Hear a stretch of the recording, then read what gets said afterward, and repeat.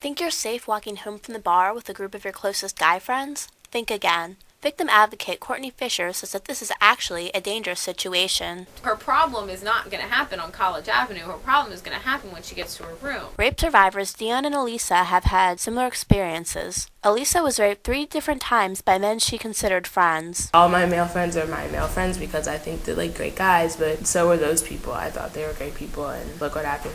Sergeant Laura Dyer says that a victim tends to blame herself more when she knows her attacker. A lot of the stigma of not reporting comes from the victim thinking that they will be thought it's their fault. So if it's a stranger, it's not your fault, clearly. Dion became self-destructive because she felt like she was to blame. I didn't know how to put a name to what happened to me. I didn't know how to express what happened to me because I was still feeling feelings of guilt and blaming myself and shame. So I guess all those manifested into me just lashing out on the world and thinking I could take control of my life by doing drugs and like having sex with a lot of people.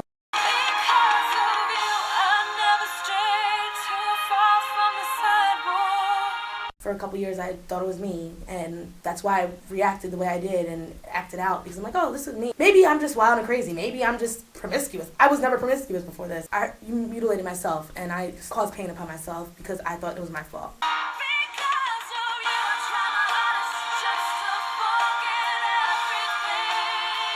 My relationships with men are horrible. It's just hard for me to trust men.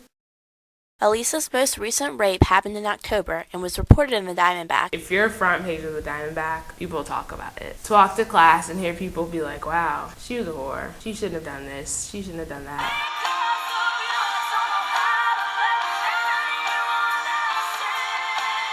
A lot of my friends, I've become more like withdrawn from them. Like I've stayed to myself a lot more.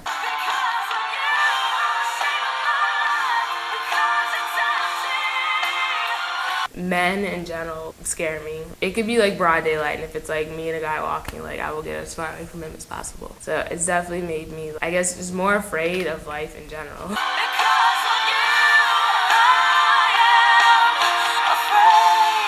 Feelings like Elisa's might be some of the reasons most rapes go unreported. Tune in next time to find out why these victims keep quiet. I'm Katharina Zotos for WMUC News. Here united together for such a worthy cause, I can't help but think about all those who are scared to speak. And it's for them that I am in safer. And it is for them that I will talk to President Moat. And it is for them that I openly discuss this issue. And it is for them that I will fight to make change on this campus and this community until I am no longer able to fight. For the strength and courage of a survivor cannot be mirrored by anyone. As more and more women decide to talk about being raped, these women still won't report it to police. Victim advocate Courtney Fisher says that this is because victims tend to blame themselves. They were in a situation that they agreed to be in, so that there's a lot of blame there, and going to the police only exacerbates that blame. Not only do victims blame themselves, but sexual assault prevention coordinator Molly Monahan says that people tend to blame the victim. People often place the blame for being victimized on the victim. I mean, it's a strange crime. There aren't any other crimes where we blame the victims, but this one we do. Rape survivor Dion Hemmings tells us why people blame the victim. It's a hard thing for people to swallow because they think that maybe that could happen to me, that could happen to my daughter, that could happen to my sister. They don't know how to put a face to that. They need to have validation of what happened, and I think people just don't understand the whole sex and crime. Dion says that, unlike most crimes, this one has more internal effects. It's a crime where it's one person's word against the other. If you don't have scratches, bruises, if you're not in the hospital with concussion, it's hard for people to just take that one side because they're like, well, there is another side. Did it really happen like that, or what were you wearing? Rape survivor Elisa says that people seem to think the victim should have prevented it. For victims, there's a stigma that there was something you could have done to prevent it. Elisa says that even though she blamed herself, she still reported it to police. It's sort of like our job to speak up for those that can't, because if everyone keeps quiet about it, it just continues to fuel the problem. Even though most victims talk about it with a counselor, sexual assault prevention coordinator Molly Monahan says that she leaves it up to the victim to decide if they want to report it to police. What happens when someone has been sexually assaulted is that control has been taken away from them. And so what we try to do through victim advocacy is put the control back in their hands. If less people report being a victim of sexual assault by someone they know, less people will be aware that they need to prevent themselves from becoming a victim. Tune in next time to find out how to prevent you or someone you know from becoming a victim. We've all heard the warnings. Walk with a group. Don't walk alone. But is there really anything you can do to prevent rape? The SAFER program, which stands for Student Advocates for Education About Rape, is a program that teaches people how to keep themselves safe when walking around campus. Don't walk by yourself at night, walk a little areas, walk with people you know. Have like 911 on your phone, hold your keys the correct way. But Sexual Assault Prevention Coordinator Molly Monahan says that sometimes it just can't be prevented. I mean, we could all walk around in sweatpants and never drink a drop of alcohol and never leave our houses, and still bad things could happen.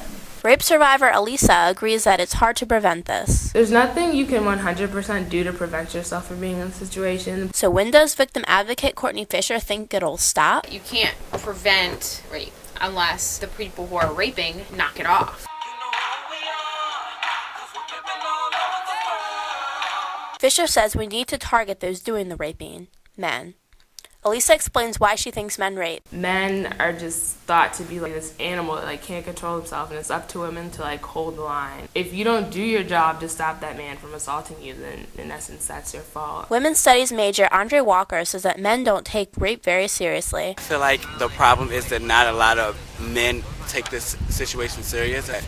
You'd be surprised how many people hear our story and don't understand why it's rape, or thinks it's the girl's fault because she didn't fight back. Sexual Prevention Coordinator Molly Monahan says that men need to understand what rape is. Are kind of taught, well, if she's resisting, I need to push a little harder. And if she still resists, I just need to work a little more. And if she still resists, I just need to kind of make it happen. If she's resisting, she's not giving consent. And if he just makes it happen, that's rape. Monahan says that the key is communication. Men and women need to work together to end sexual assault. Women need to be aware of potentially dangerous situations. But I would say from the male perspective, please make sure your partner wants to be doing what you're doing. You need to check in.